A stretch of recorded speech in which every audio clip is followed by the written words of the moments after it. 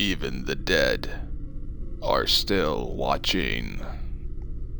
Hello, this is Ghost, and welcome to another scary video. This story was originally made by just another guy 45, titled, The Thing That Followed Me Home. Enjoy.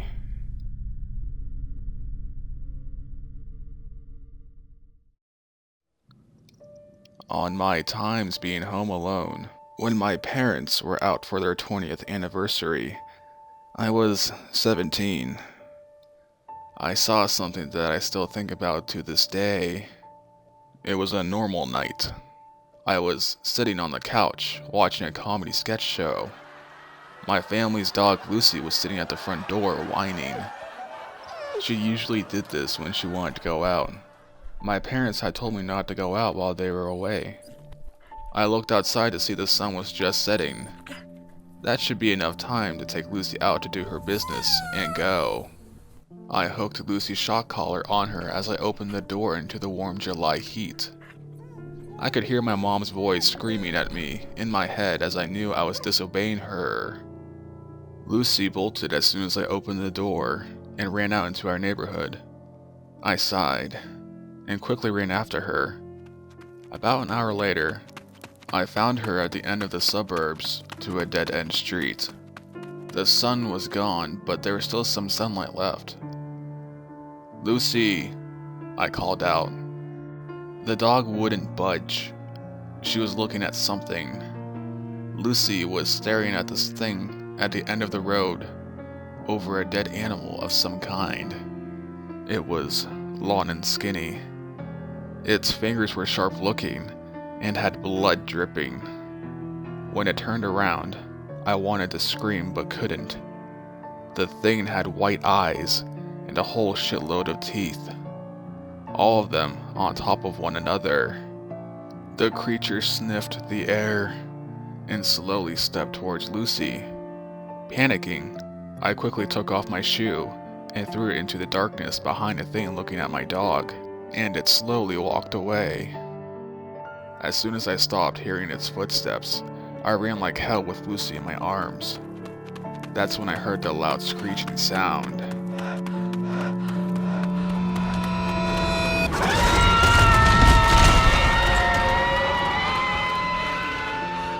I looked back, and it was after me, but it was on the lamppost. It bounced from post to post, and as it did, a light went out. I kept running and never looked back. I ran until everything in my body was on fire. Getting inside the house, I locked all the doors leading outside. That's when I heard a loud thump on the roof. I froze. A cold chill went down my entire body. The thing was on the roof. I could hear its footsteps on the roof. Slowly and quietly as possible, I pushed anything I could find in front of the doors and chimney in case it tried getting in that way. I ran to a phone and hiding under the bed. I tried calling my mom, but it went straight to voicemail. I tried my dad, but his was just the same. I dialed 911 hoping for a prayer. 911, what's your emergency? My name is Jason Foster. I think something's after me. What's your location? 2356 Baker Street, I said shakingly. My heart was racing a mile a minute as I was watching the door and waiting for the thing to come after me. Sir, can you describe the... Then the line went dead. Fuck. The house was silent as I waited. Lucy was still in my arms. She was shaking as violently as I was. I felt trapped. The thing was going to eat me alive like a goddamn buffet. That's when I heard something crash outside my room.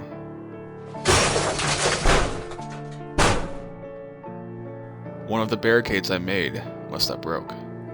I could hear the thing crawling and slithering out of whatever it was coming out of. How in the hell could I get rid of this thing? I looked at Lucy's shock collar and got an idea. If I could somehow distract this thing without it ripping me apart, I could try to shock it, and it just maybe leave my house and me for good. I could hear it rummaging through everything. I could smell rotten flesh on it, probably from the carcass I found it eating outside. It came closer and closer to the bedroom. Lucy was cowering under my arm and whimpering. Its stench was strong as it slowly opened the door. I could hear it sniff the air as it glided around the room, looking for me. I slowly crawled to the other side of the bed, making sure the creature didn't hear me. With its back toward me and the shock collar in hand, I pounced on the son of a bitch with all of my might. I landed on his back and struggled to get the collar on the thing's neck. The creature clawed at me. One of his claws got me in the back as I screamed in pain. I just managed to get the collar on him before he threw me off. My head banged hard against the nightstand. I was disoriented as the creature turned to face me. I thought this was the end. I remembered the shock collar and the control. I cranked up the shock to the highest setting and hoped for the best. As soon as I pressed the button, it howled in pain. But it kept on coming. It stuck one of its claws into my legs and slowly started to cut open my left calf. I screamed and pressed the button again. This time I kept it held down, and it stopped dissecting my leg. The thing screamed in my face.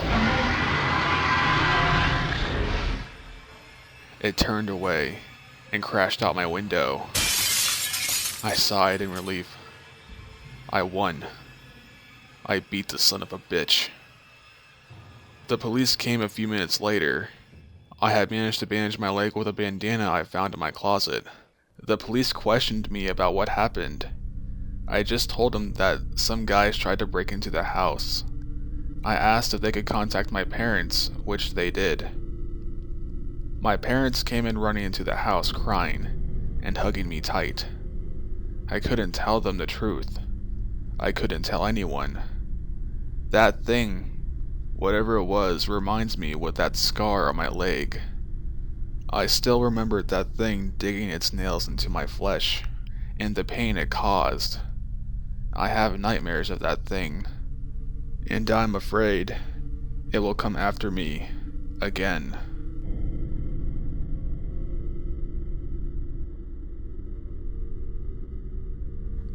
If you liked the video, please press the like and subscribe button. If you have any suggestions for future videos, leave a comment below. I read all of my comments. In the next few days, I will be receiving a new mic, so the quality of the sound will be much better. I hope you're excited as much as I am. Anyways, thanks for watching, and have a safe night.